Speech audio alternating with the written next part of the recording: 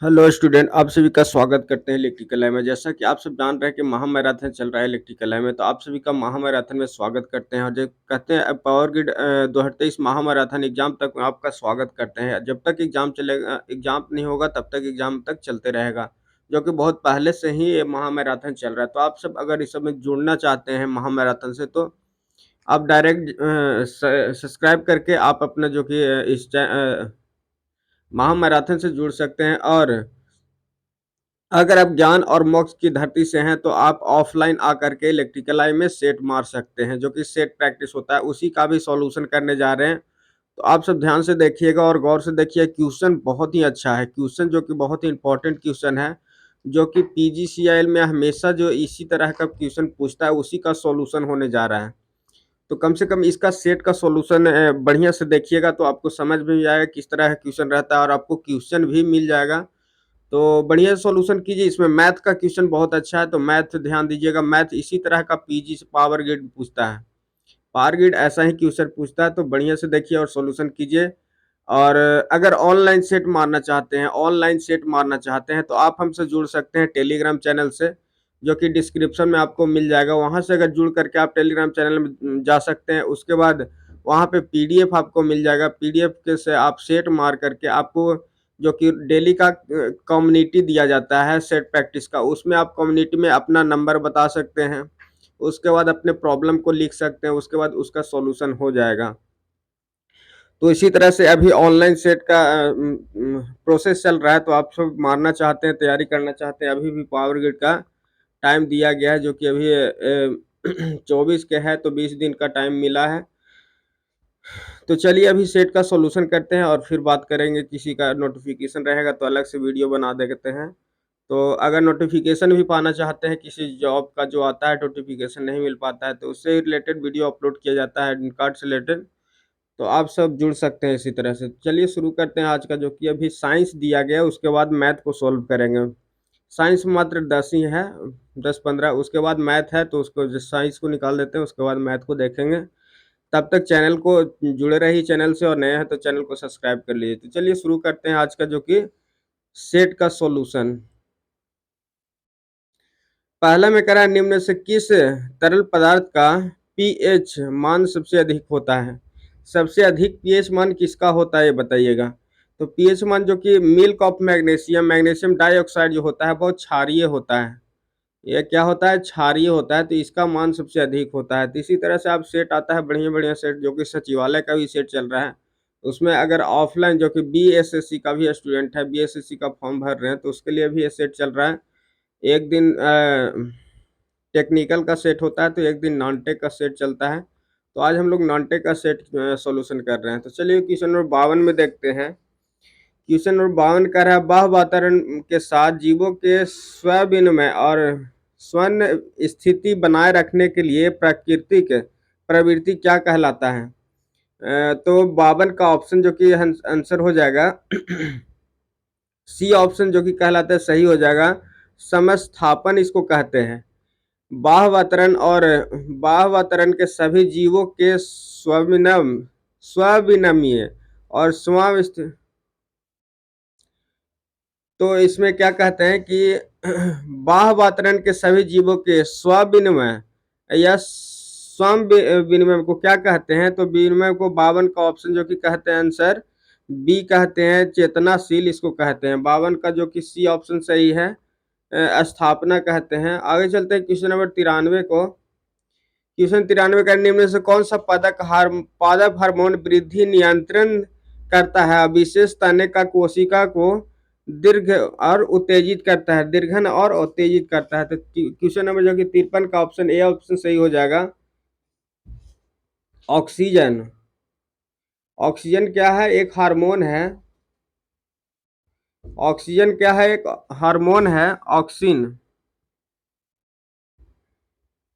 निम्न कौन सा जो कि हार्मोन वृद्धि को नियंत्रण करता है? तो विशेष तने को कोशिका ऑक्सिन नामक एक हार्मोन है, जो कि वृद्धि करने में मदद करता है और दीर्घ उत्तेजित करता है। क्वेश्चन नंबर 54 का देखिएगा।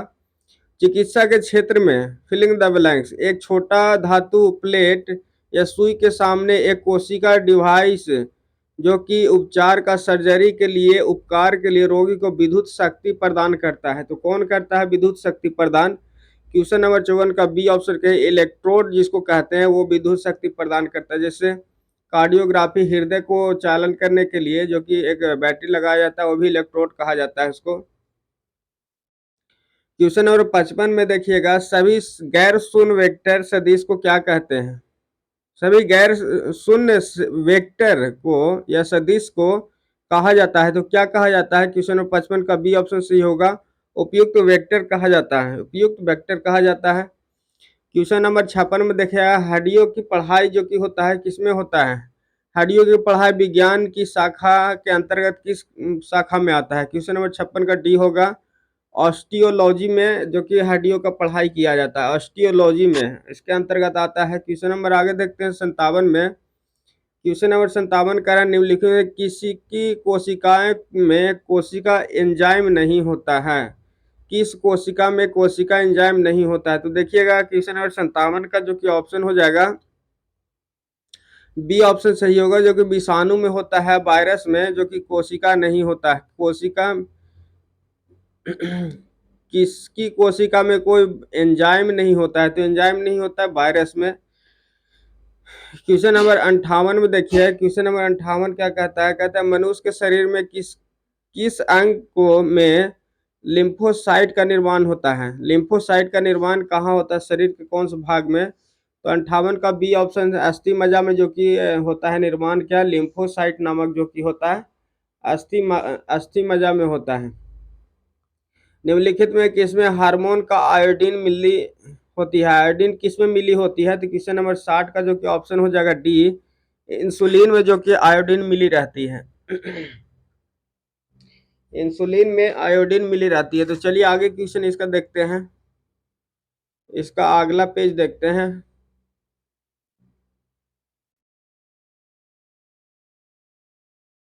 बस इसमें साइंस थोड़ा सा है, साइंस को देख लेते हैं, उसके बाद मैथ देखते हैं। बहुत अच्छा अच्छा मैथ इसमें मिलेगा आपको, तो जुड़े रहिए और थोड़ा सा देखते रहिए, इंतजार कीजिए, तो आ जाएगा वो मैथ।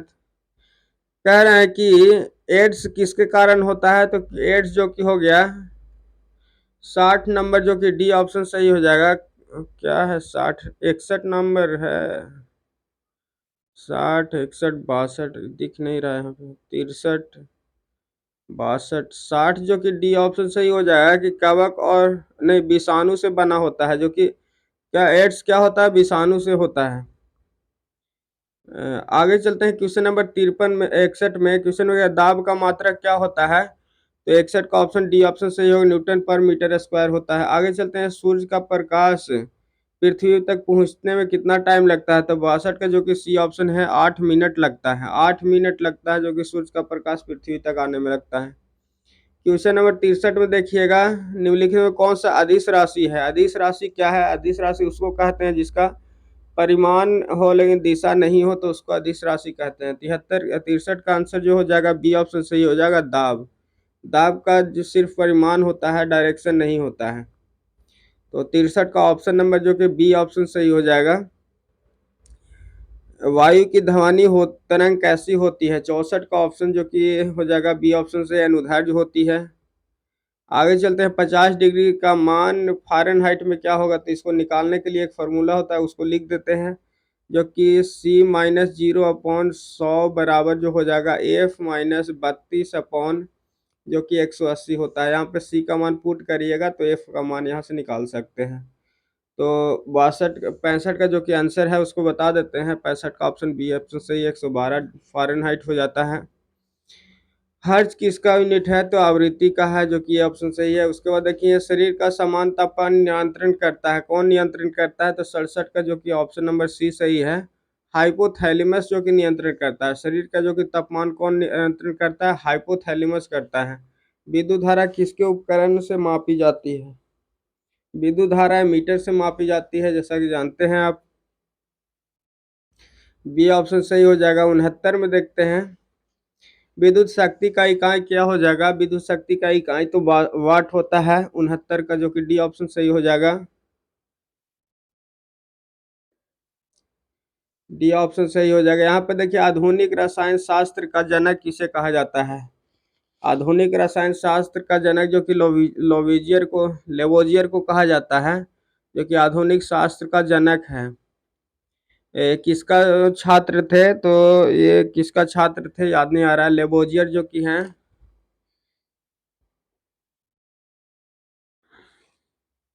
लेवोजियर हैं जो कि आधुनिक रसायन का जनक है। आगे चलते हैं। एक तत्व में इलेक्ट्रॉनों की संख्या 18 और 20 है, तो इस तत्व को द्रव्यमान क्या होगा? इलेक्ट्रॉन और न्यूट्रॉन दिया गया है, तो प्रोटॉन और प्लस न्यूट्रॉन को मिलाकर के द्रव्यमान होता है। तो प्रोटॉन का मान कितना है? 20 है।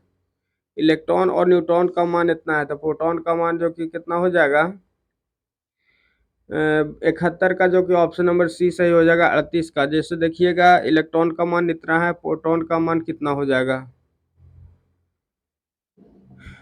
प्रोटॉन प्लस न्यूट्रॉन जो कि वेट बनता है, इलेक्ट्रॉन बराबर प्रोटॉन होता है। तो इलेक्ट्रॉन जो कि 18 है, तो प्रोटॉन कितना हो जाएगा? 18 हो जाएगा। जोड़ देंगे दोनों को तो 38 हो जाएगा। ऑप्शन नंबर सी हो जाएगा 71 का।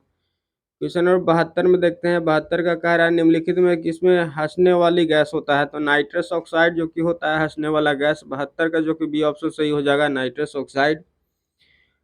देखते हैं क्वेश्चन नंबर 73 में। क्वेश्चन नंबर 73 कह रहा है निम्नलिखित में से कौन सा एक तत्व नहीं है? तो 73 का जो कि ऑप्शन नंबर सी हो जाएगा, गैस एक तत्व नहीं है। गैस एक तत्व नहीं है, बस ये ध्यान देना था।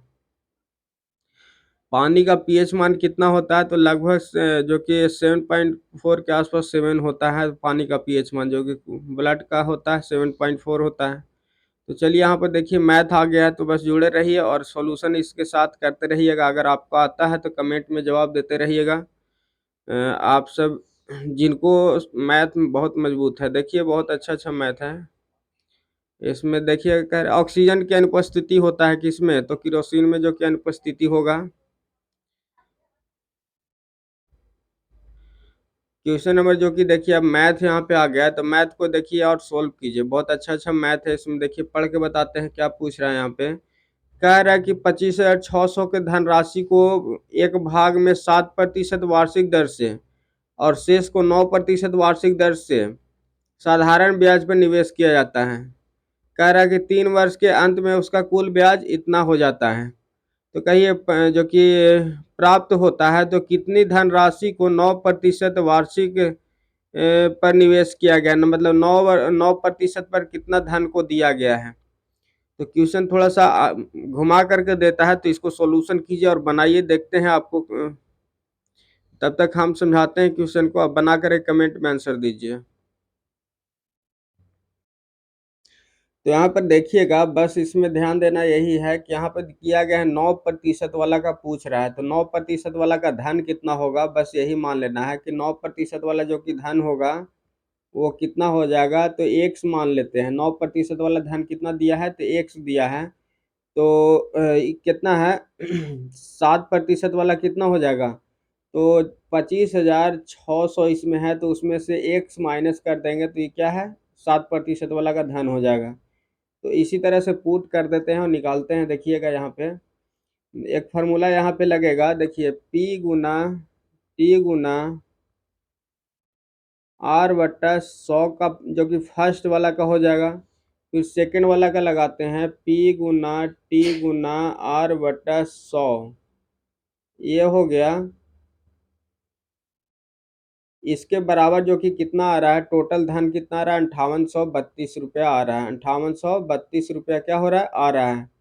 तो इसी को फॉर्म को सोल्व करना है, तो इसको देखिए यहाँ पे सेट कर देते हैं और इसको बनाते हैं।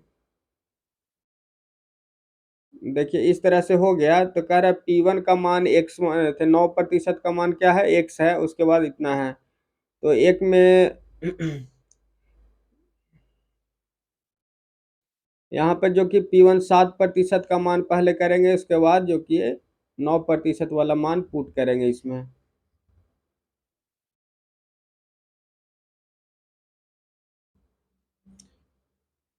तो यहाँ से जो कि इसमें क्या हो जाएगा, 25,600 माइनस एक्स हो जाएगा फर्स्ट में पी का मान।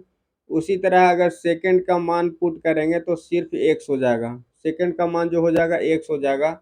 अब यहाँ से पुट करिएगा, टाइम दिया गया है जो कि कितना है 3 वर्ष दिया गया है, परसेंटेज का मान भी दिया गया है, दोनों का अलग अलग दिया गया है, 7% और 9%। इसमें पुट करिएगा तो टोटल जो कि पी का मान तो पुट कर ही देंगे, तो बाकी जो आ जाएगा हम लोग को एक्स का मान निकल जाएगा यहाँ से एक्स का मान निकाल लेंगे, वही जो कि धन हो जाएगा। तो इसी तरह से सोल्व करना था। इसका आंसर बता दे रहे हैं कि कितना आएगा। क्वेश्चन नंबर 76 का जो कि आंसर आ जाएगा 546 के आसपास आ रहा है। तो इसमें कितना 7600 जो कि आ जा रहा है आंसर। इसको बनाइए और कमेंट में बताइएगा आंसर। क्वेश्चन नंबर 77 में कह रहा है, क्वेश्चन नंबर 77 कह रहा है कि राधा अपनी आय का X% बचाती है। राधा ने क्या करी है कि X% का बचत करती है। यदि वह उसकी आय में 28% का वृद्धि कर दिया जाए तथा व्यय में 20% का वृद्धि कर दिया जाए तो उसकी बचत 40% की वृद्धि होती है। तो एक्स का मान क्या होगा। इसमें देखिएगा जो कि कह रहा था कि जो कि X% बचत करती है, तो माना कि राधा की आय जो है जो कि 100 रुपया है, ठीक है। तो इसमें से राधा की आय 100 रुपया है, तो उसके बाद बचत कितना हो जाएगा। तो बचत की मान जो कि हो जाएगा, बचत बराबर जो कि हो जाएगा 100 रुपया था, तो 100 रुपया की बचत होता है, 100 रुपया का बचत होता है, तो उसका व्यय कितना हो जाएगा। इसका व्यय कितना हो जाएगा, व्यय जो कि हो जाएगा 100 रुपया का आमदनी था, 1 रुपया का बचत था, तो व्यय मान लीजिए कि इतना आ जाएगा। दूसरा हो गया, व्यय इतना होता था। फिर कह रहा है कि जो कि यदि उसकी आय में 28% का वृद्धि कर दिया जाए, 100 रुपया था आय उसका और 28% का वृद्धि करेंगे तो 128% हो जाएगा। 128% कहने का मतलब उसका जो कि नया जो कि वृद्धि हुआ, तो आय न्यू आय कितना हो जाएगा। नया आय जो हो जाएगा, नया आय जो कि हो जाएगा, टोटल आय क्या हो गया, आय बराबर जो कि 128 हो गया। नया आय कितना हो गया, 128 रुपया हो गया। यहाँ पर आय नया जो कि 128 हो गया। उसके बाद कह रहा है कि व्यय में भी कितना 20% का वृद्धि हो गया। तो व्यय पहले कितना था कि व्यय हम लोग निकाले थे 100 - 1 था, 100 - 1 था व्यय, तो उसमें भी कितना 20% का वृद्धि हो गया, 120%। तो नया व्यय कितना हो गया, इतना हो गया। उसके बाद जो कि पूछ रहा है, कह रहा है कि नया व्यय इतना हो गया, तो बचत कितना हो जाएगा। बचत यहाँ से निकाल लेते हैं। बचत बराबर जो कि हो जाएगा, आय कितना है 128 हो गया नया आय, और बचत कितना है 100 - 1 गुना 128 है, 128% है, नहीं नहीं 120% है, 120% जो कि नया बचत हो गया था। तो देखिएगा इक्वेशन 1 हो गया यहाँ पे। बचत कितना हो गया यहाँ पे देखिए 121 हो गया, ये फर्स्ट हो गया इक्वेशन। उसके बाद कह रहा है कि उसकी बचत जो कि हो गया 40% वृद्धि हो जाता है। तो कह रहा है उसकी बचत में क्या हो रहा है कि 24%, 40% का वृद्धि हो रहा है। तो देखिएगा जो कि बचत तो एक हो गया, फिर कह रहा है ना कि यहाँ पे 40% का वृद्धि हो गया। तो पहले बचत कितना 100 होता था, अब 40% का वृद्धि हो रहा है, तो प्रतिशत लगा देंगे।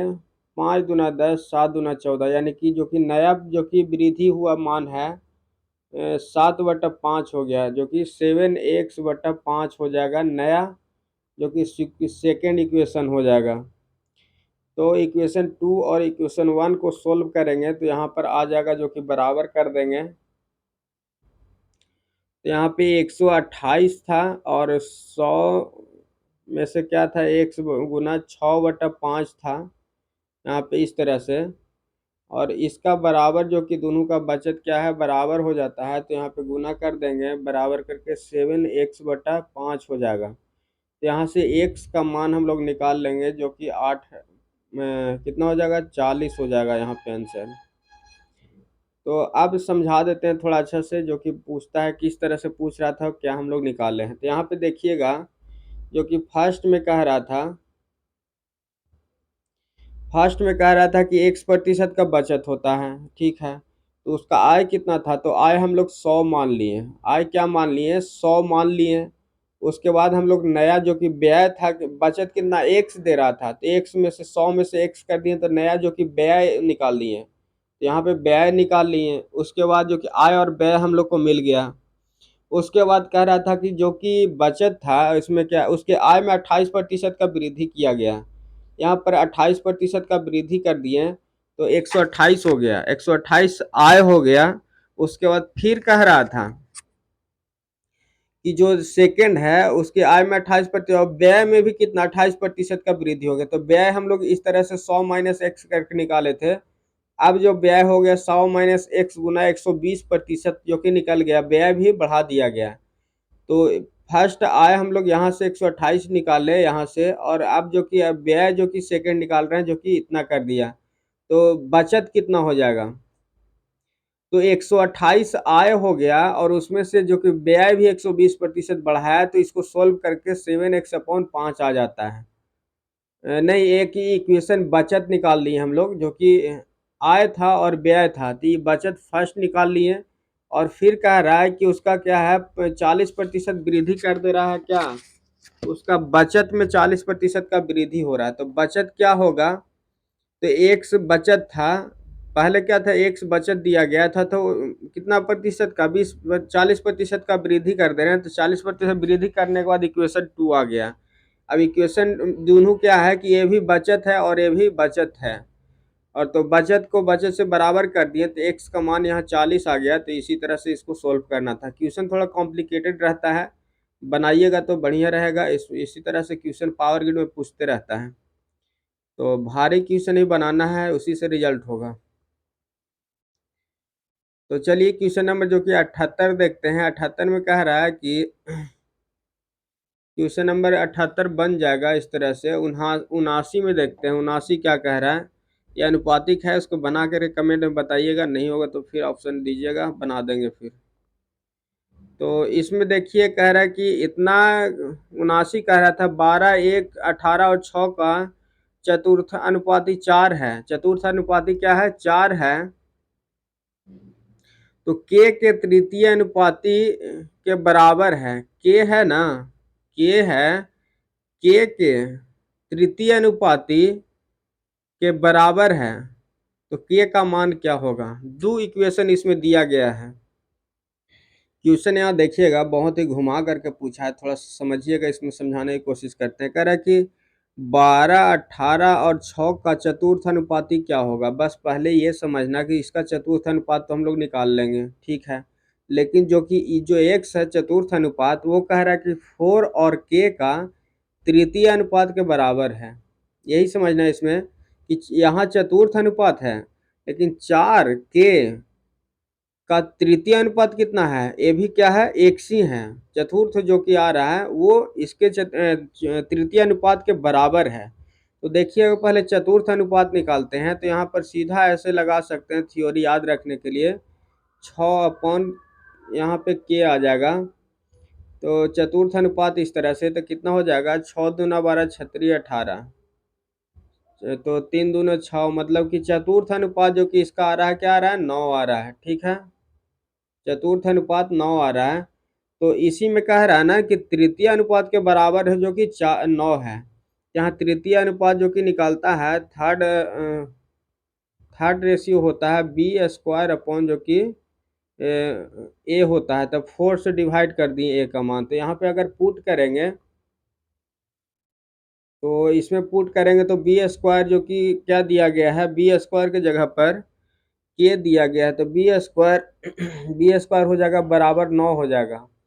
इसका क्या है, तृतीय अनुपात ही बोल रहा था ना, कि तृतीय, इसका चतुर जो है इसका तृतीय अनुपाती है। तो यहाँ पर अगर b का मान निकालेंगे, तो b का मान हो जाएगा, तो बी स्क्वायर बराबर 36 हो जाएगा। तो b का मान जो कि आ रहा है 6 आ जाएगा। तो देखिए इसमें यही समझना था, थोड़ा सा गौर कीजिएगा। इसमें कह रहा था कि जो कि चतुर्थ अनुपात इसका था तो 9 आ रहा था, यही चतुर्थ अनुपात जो कि तृतीय अनुपात के बराबर था, तृतीय अनुपात के बराबर था। तृतीय अनुपात क्या होता है, बी स्क्वायर अपॉन ए होता है। यहाँ बी स्क्वायर ए का मान 4 दिया गया था और बी के दिया गया था, बी स्क्वायर मतलब 4 कर दिए, ये तो के मान लेते हैं यहाँ। तो के का मान जो कि आ जा रहा है के स्क्वायर बराबर 36 हो जाएगा, तो के का मान 6 आ जा रहा था। तो इसी तरह से इसमें समझना था कि पहला का जो कि चतुर्थ था वो सेकंड का क्या था, तृतीय अनुपातिक था। क्वेश्चन नंबर 80 आपको बन जाएगा। क्वेश्चन नंबर 80 में अगर दिक्कत होगा तो बताइएगा। क्वेश्चन नंबर 81 देखिए बनाने लायक है क्वेश्चन, जो कि बहुत ही अच्छा क्वेश्चन है। देखिए इसमें बता रहे हैं कि 5 अंकों वाली संख्या है, ठीक है। देखिए इस क्वेश्चन में जो कि बोल रहा था कि 5 अंकों वाली संख्या है, जो कि इतना संख्या का दिया गया है। कह रहा है 3, 7 और 11 से विभाजित है, 3, 7 और 11 से क्या है, विभाजित है, तो इसका मान क्या होगा। यहाँ पर ए का और बी का मान निकालना है। तो पहले देखिए जो कि कैसे भागा दिया जाता है। तो 59 और ए बी दिया गया है ना, इसको भागा देना है, किस चीज से भागा दें, तो टोटल इसका एलसीएम से भागा दिया जाता है। तो एलसीएम देखिए निकालेगा तो 11 गुना 3 कितना हो जाएगा, 7 के हाथ में 2, 7 22 231 हो जाएगा। 231 से भागा देना है, 231 से भागा देंगे इसको। तो यहाँ पर जो कि बड़ी संख्या को पूछ रहा है कि बड़ी संख्या क्या होगा, बड़ी संख्या क्या होगा।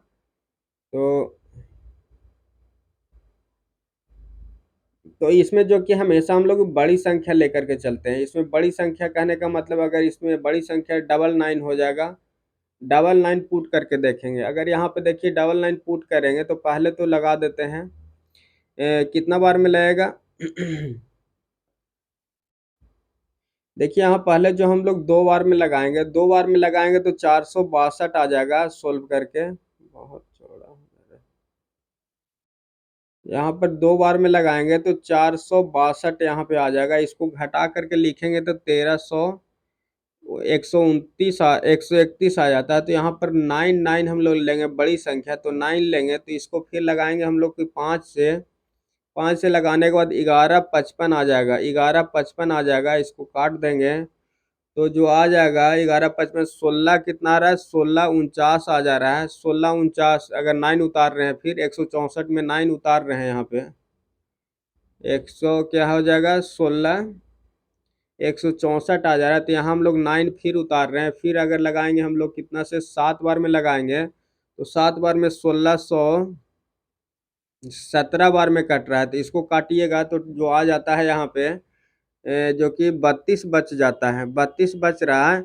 यानी कि 99 में से 32 को घटा देंगे तो जो बचेगा 99 में से 32 घटा देंगे। ऑप्शन कितना कह रहा था, तो 9 में 2 गया 7 होगा, और 9 में से 3 गया 6, 67 के आसपास आ रहा है। तो देखिए इसी तरह से इसको बनाना था, थोड़ा सा छोटा कर देते हैं इसको। तो पूछ रहा था फिर इसमें पुट करना है, जो कि कितना आ गया था, 67 आ रहा है यहाँ।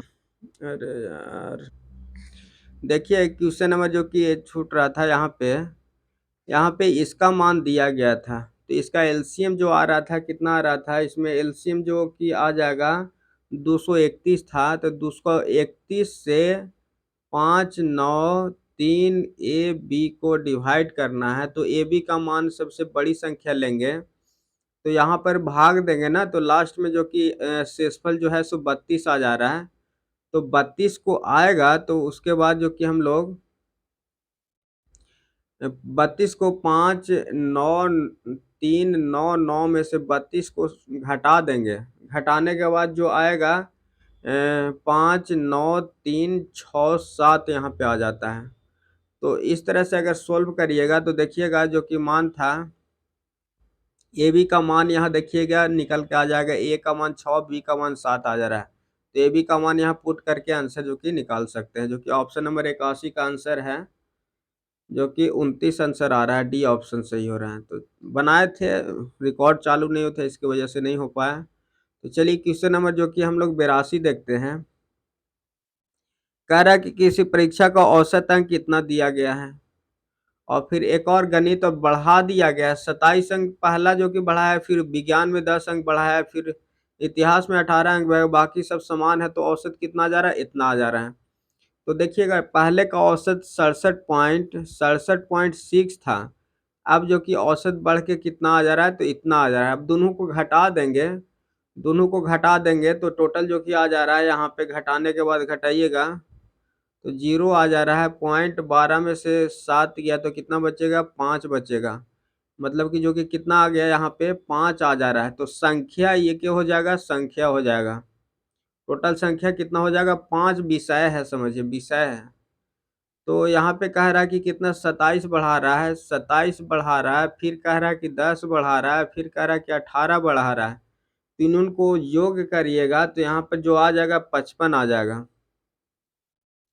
योग करने के बाद जो कि संख्या कितना आ गया, 55 आ गया। तो 55 को डिवाइड कर देंगे 5 से, तो 5 से डिवाइड कर देंगे तो औसत जो कि 11 हो जाएगा। तो कह रहा था कि औसत कितना बढ़ जाएगा, तो 11 ही बढ़ जाएगा। यहाँ पे देखिएगा, आप समझा दे रहे हैं, थोड़ा सा क्वेश्चन फिर से रिपीट कर दे रहे हैं। देखिए परीक्षा में औसत अंक दिया गया था कि इतना है, पहला का औसत इतना था, तो औसत बराबर फॉर्मूला सीधा हो जाता है, योग बटा जो कि हो जाता है संख्या हो जाता है। योग बटा क्या हो जाता है, संख्या हो जाता है।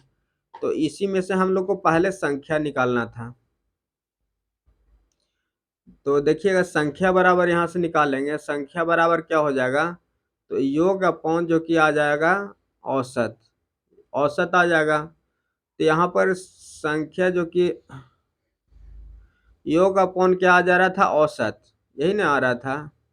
तो यहाँ पे देखिएगा पहला का औसत और सेकंड का औसत दोनों को घटा देंगे तो टोटल जो कि संख्या 5 आ जा रहा है। यही संख्या 5 विषय है, जिसमें से 3 को क्या किया है कि वृद्धि किया है, 3 को क्यों इतना इतना वृद्धि किया है।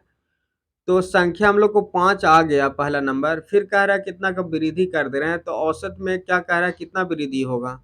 तो परीक्षा में कुल कितने प्रश्न थे, संख्या ही पूछ रहा था, कितना प्रश्न थे।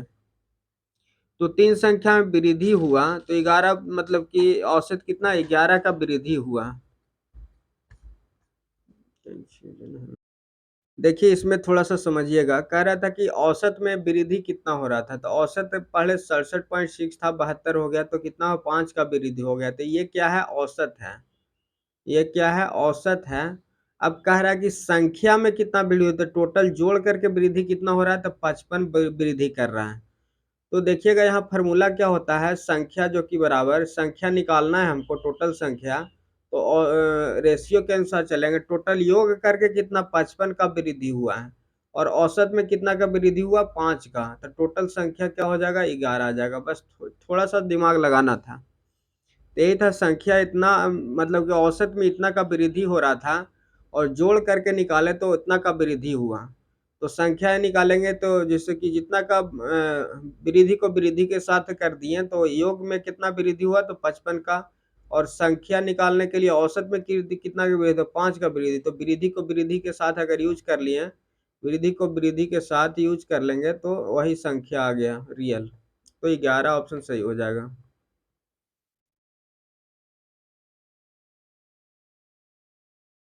जो कि 11 ऑप्शन सही हो जाएगा, ए वाला ऑप्शन। आगे चलते हैं क्वेश्चन नंबर जो कि 83 में क्या कह रहा है, 83 बन जाएगा, सोल्व हो जाएगा क्वेश्चन नंबर 83, 84, 85 भी सोल्व हो जाएगा।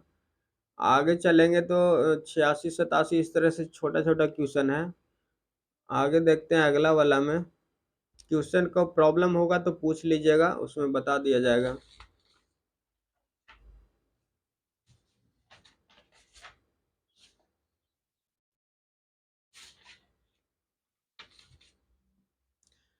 क्वेश्चन नंबर देखिए 191 वाला है। क्वेश्चन नंबर 91 में देखते हैं हम लोग, क्वेश्चन नंबर ये सब बन जाने वाला क्वेश्चन है। देखिए इस तरह से रिपीट कर दे रहे हैं, किसी को बनाना होगा तो यहाँ पे दे दिया गया है, क्वेश्चन को बना करके आंसर कमेंट में बताइएगा, वहाँ पे सॉल्यूशन आपको फिर दे देंगे। दिक्कत होगा तो कभी भी आप दिक्कत हो रहा है तो वहाँ पे आपको वीडियो बना करके दे देंगे। तो देखिए इस तरह से क्वेश्चन है, देख लीजिए, किन्हीं को बनाना होगा तो बना करके भेजिएगा। तो चलिए क्वेश्चन अगला पेज में चलते हैं, जो कि उसमें बहुत अच्छा-अच्छा क्वेश्चन है।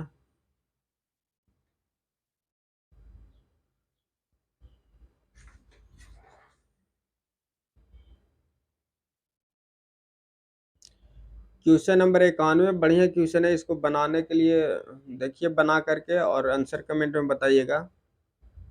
देखिए क्वेश्चन नंबर जो कि 91 सोल्व करते हैं। देखिए पहला कह रहा है कि रेलगाड़ी एक ही दिशा में चल रहा है। रेलगाड़ी का दिशा क्या है? एक ही दिशा में। एगो 56 किलोमीटर, एगो 29 किलोमीटर प्रति घंटा से चल रहा है।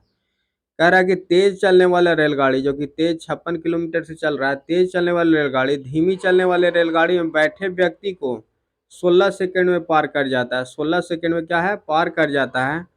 तो तेज चलने वाली रेलगाड़ी का लंबाई क्या होगा? तो देखिएगा यहाँ पे समझाने के लिए, यहाँ पर मान लीजिए धीमी वाला है, जो कि यहाँ पर मैन बैठा बैठा हुआ है, और यहाँ जो कि है ट्रेन, जो कि स्पीड ट्रेन चल रही है, तो स्पीड वाला ट्रेन इस तरह से है। तो चाल सेम है तो चाल घट जाएगा। V1 V2 को घटा देंगे, सेम डायरेक्शन में चाल घट जाता है, तो चाल क्या हो जाएगा? V1 माइनस V2 हो जाएगा। चाल इस तरह से हो जाएगा V1 माइनस V2। अब कह रहा है कि टाइम कितना ले रहा है एक आदमी को। तो देखिएगा यहाँ पर बस ये वाला केस था कि यहाँ पर अगर पोल रहता है या फिर क्या कुछ भी रहता है, एक सिंगल पोल लेते हैं, कोई आदमी रहता है, तो इस तरह से इसको सोल्व करेंगे, मान लेंगे। तो डिस्टेंस जो होगा पहला, जो कि स्पीड ट्रेन का लंबाई है, उसी का चाल का डिस्टेंस वही होगा। तो चाल बराबर दूरी बटा समय होता है। तो समय हम लोग को निकालना क्या है? दूरी। तो दूरी बराबर चाल गुना समय हो जाएगा। तो यहाँ पर देखिएगा सीधा पुट कर देना है इस पे। तो दूरी हम लोग को तो निकालना ही है, दूरी निकल जाएगा तो लंबाई निकल जाएगा। तो चाल क्या है? चाल V1 माइनस V2। तो V1 56 माइनस 29 के 16 में से 9 गया 7, 27 किलोमीटर प्रति घंटा है। तो 27 किलोमीटर 5/18 से डिवाइड कर दिए मीटर पर सेकेंड। 9 तिये 27, 9 दूनी 18, मतलब कि कितना आ गया यहाँ पे? चाल जो आ जाएगा, टोटल चाल कितना आ जाएगा? 5 × 15/2 आ गया। सीधा पुट कर देंगे 15/2। 15/2 मीटर पर सेकेंड, जो कि समय कितना लग रहा था? 16 सेकेंड लग रहा था। तो 8 दूना 16 कट गया था, 18 पचे 90। इसका डिस्टेंस क्या हो गया? 90। इसका डिस्टेंस कितना आ गया? 90 आ गया। तो कह रहा था यहाँ पे, कहीं गलत हुआ, घटाए नहीं, हम लोग डायरेक्ट बना दिए। घटाए नहीं, डायरेक्ट बना दिए। तो V1 माइनस V2 कर दिए, तो 16 में से 9 गया 7 हो गया। 16 में से 9 गया तो 7 हो गया, और 4 में से 2 गया 2 हो गया। तो 2 आ गया। तो यहाँ पर पुट करिए, जो कि इसको फिर निकालना है, 5/18 से डिवाइड करना है। तो 9 दूना 18, 9 तीस 27, 15/2 जो कि आ जा रहा था, चाल आ जा रहा था। इसी में तो 16 से गुना करना था, सही किए थे हम लोग। यहीं पे जो कि 15 जो कि है 15/2 मीटर पर सेकेंड आया, इसमें 16 से गुना कर दिए, तो 8 दूना 16, 15 8 20 से 120 आ जा रहा था। बस गुना करने में ही दिक्कत हुआ। तो ऑप्शन नंबर जो कि सी ऑप्शन सही हो जाएगा। बस इसमें समझना यही था कि जो कि ट्रेन में जो बैठी हुई थी सेकंड धीमा वाला ट्रेन में, जो कि एक आदमी को पार कर रहा था, तो डिस्टेंस को मतलब इसका लंबाई नहीं होता है, कोई आदमी का लंबाई लेकर नहीं चलता, ट्रेन का लंबाई ही हो जाता है। यहाँ पे जो कि हो जाता है चाल बराबर दूरी बटा समय जो होता है, तो दूरी बराबर जो कि हो जाता है T1 ट्रेन का मान और T2 ट्रेन का मान, लेकिन यहाँ आदमी को मान लिया गया, इसलिए हम लोग को T1 को ही सिर्फ मान लिए। चलिए आगे चलते हैं क्वेश्चन में। क्वेश्चन नंबर इधर बन जाए, क्वेश्चन नंबर 97। क्वेश्चन नंबर अच्छा है, उसको देखते हैं। क्वेश्चन नंबर 97 बढ़िया क्वेश्चन है। क्वेश्चन नंबर 97 में क्या कह रहा है? एक हौज की तली में छिद्र है। एक हौज है, उसको तली में छिद्र है। यदि हौज में छिद्र नहीं होता तो हौज को 9 घंटे में भरा जा सकता है। अगर हौज में छिद्र नहीं होता तो 9 घंटा में भरा जा सकता है, परंतु छिद्र के कारण उसको भरने 1 घंटा समय अधिक लेता है। 1 घंटा अधिक समय, पहले 9 लेता था, लेकिन अब कितना ले रहा है? 10 ले रहा है। यदि हौज पूरा भरा हो तो छिद्र उससे कितना समय में खाली कर देगा? तो इसको थोड़ा सा बनाइए, बहुत अच्छा क्वेश्चन है। इस तरह से क्वेश्चन पूछ, देखिएगा यहाँ पे बस यही क्वेश्चन का कहना था कि देखिए जो कि यदि छिद्र ना हो तो कितना है 9 घंटा में भरा जा सकता है। क्या है 9 घंटा में भरा जा सकता है, लेकिन जब छिद्र है तो उसको कह रहा है कि 1 घंटा अधिक लग रहा है। 1 घंटा अधिक यानी कि 10 घंटा में भर रहा है। तो इसको सोल्व करने के लिए बस कुछ नहीं, सिंपल सा फंडा था, उसको सोल्व कर देना था। जो कि जब छिद्र ना है नोट होल पर तो 1/9 घंटा लग रहा था। जब होल था तो 1/10 घंटा लग रहा था। तो टोटल वर्क कितना हो गया, 90 एलसीएम हो गया। तो यहाँ पे 10 और यहाँ पे 9 हो गया, मतलब कि इसका क्षमता कितना हो गया, छिद्र ना होने पर इसका क्षमता 10 है और इसका 9 है। तो पूछ क्या रहा था कि तो उसमें छिद्र उसके कितने समय में खाली कर देगा। तो खाली करने के लिए बोल रहा है तो घटा देंगे दोनों में से, तो 10 में से 9 क्षमता एक हो जाएगा, एक क्षमता हो जाएगा। इतना में ना होल होने और होल होने के बाद तो यहाँ पे घटाइएगा तो एक हो जाएगा और 90 वर्क करना है तो एक हो जाएगा। तो यहाँ पे टोटल कितना है, 90 घंटा लग जाएगा। तो यही सोल्व करना था, जो कि ऑप्शन नंबर 20 सही कह रहा है। यही समझना था कि ना हॉल होने पर इतना इसका वर्क हो क्षमता हो गया और हॉल होने पर इसका क्षमता ये हो गया, तो टोटल वर्क 90 हो गया। तो एक दिन का क्षमता कितना हो गया, एक घंटा का क्षमता क्या है 10 हो गया और 1 घंटा का इसका क्या है 9 है। तो टोटल काम जो कि 1 घंटा में कितना होगा, तो एक ही काम होगा। तो टोटल 90 काम करना है तो कितना घंटा लगेगा, तो 90 घंटा लगेगा। एकदम सिंपल क्वेश्चन था, बनाने का ही था। क्वेश्चन आगे जो है सो बन जाएगा 97, 98, 99, 100 इस तरह से बन जाएगा, इसको बनाइएगा। तो चलिए थोड़ा सा रीजनिंग में देख लेते हैं कुछ क्वेश्चन को। क्या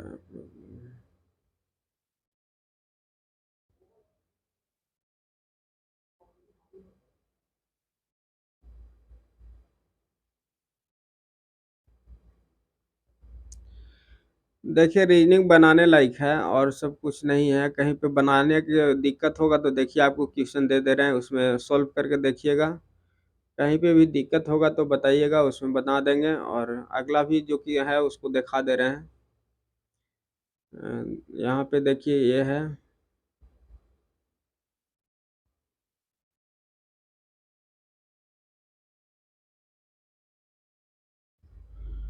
यहाँ पे देखिए ये वाला है, इसको छोटा छोटा करके दिखा दे रहे हैं।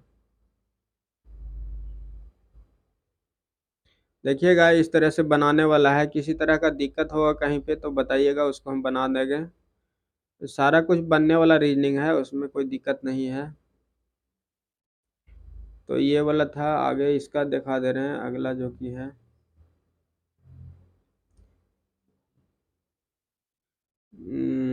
इस तरह से बना के देखिएगा, किसी को दिक्कत नहीं होगा, बन जाएगा। और क्वेश्चन नंबर देखिए 134 दिखा दे रहे हैं कि क्वेश्चन 134 किस तरह से बोल रहा था।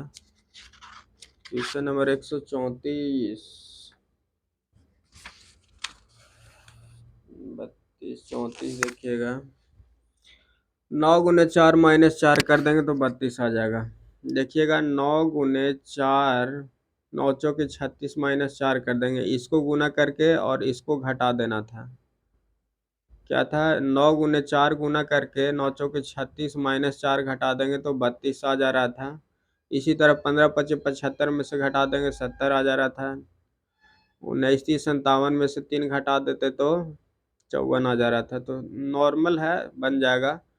इसको बना कर देखिए। तो चलिए अभी जो कि महा मैराथन में चल रहे थे हम लोग, महा मैराथन जो कि देखिएगा ये हमारा लोगो है। तो ये चल रहा था, तो इसमें रेगुलर अभी जो कि हम लोग सॉल्यूशन करते हैं इस टाइम, तो सॉल्यूशन अभी हो चुका है। सॉल्यूशन के बाद आपको जीके और करेंट अफेयर का जो कि क्लास है उसको देखेंगे और उसको पढ़ने के बाद आपको वीडियो अपलोड हो जाएगा। उसके बाद जो कि सबसे वीवीआई पॉइंट है कि भी वॉल्यूम 2 जो कि है, यहाँ पे देखिएगा, यहाँ पे वॉल्यूम 2 चल रहा है जो कि जेबी यूथ पब्लिकेशन का, यूथ का चल रहा है वॉल्यूम 2। तो इसमें बहुत अच्छा अच्छा क्वेश्चन बताया जा रहा है, थियोरी के साथ सॉल्यूशन करवाया जा रहा है। तो आप सब जुड़ जाइए और अपना तैयारी को आगे बढ़ाइए। बहुत अच्छा क्वेश्चन है और उसको फिर थर्ड स्टेप में रहता है। उसके बाद जो कि हो जाएगा, थियोरी बहुत जल्दी ही लाने वाले हैं जो कि बेसिक का है। बेसिक का जो कि होता है मशीन हो गया, ट्रांसमिशन हो गया और डिस्ट्रीब्यूशन, पावर सिस्टम सीधा कहिए, पावर सिस्टम हो गया, फिर मेजरमेंट हो गया। ये सारा का जो कि थियोरी सॉल्यूशन लास्ट में करवाएंगे। तो आप सब अगर अभी तक देख रहे हैं तो बहुत अच्छा, जुड़े रहिएगा और सॉल्यूशन को देखिएगा, तैयारी अच्छा होगा, क्योंकि थ्योरी पढ़ना ज़रूरी है। न्यू स्टूडेंट हैं तो चैनल को ज़रूर सब्सक्राइब कर लीजिए, क्योंकि बहुत ज़रूरी है। कोई संपर्क करना होगा तो नंबर दिया गया है। इलेक्ट्रिकल आई जो कि चल रहा है अभी क्लास, तो आप सब जुड़ सकते हैं, ऑफलाइन ऑनलाइन दोनों। धन्यवाद, मिलते हैं अगले बार।